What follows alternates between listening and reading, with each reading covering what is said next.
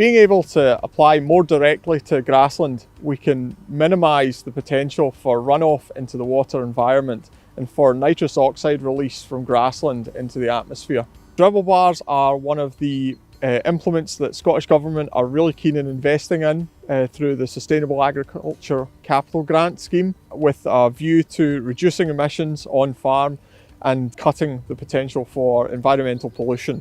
As climate change continues to climb the political and agricultural agenda, farmers need to put their best foot forward in tackling some of the issues relating to emissions from slurry application.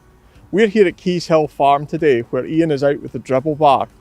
The idea behind the dribble bar is that as an alternative to splash plates, we minimise the potential for air contact with slurry and focus on direct contact to grass for better nutrient uptake, safer application, more accurate application and better overall nutrient management. Well, I'd like to welcome you to Keyshill. At the moment we're standing on Dribble Mains ground. Dairy farm has always been a flying herd so far. Sold all the calves, but since we've got Dribble Burn, we've started rearing some young stock now. Quite possibly moving to rearing dairy young stock. Still be a flying herd, but maybe a bit of mix and match. We started away spreading with a splash plate. After a couple of 3 years, I could see the benefits of using a dribble bar. One thing, there's 1 or 2 houses close by. It certainly reduces smell.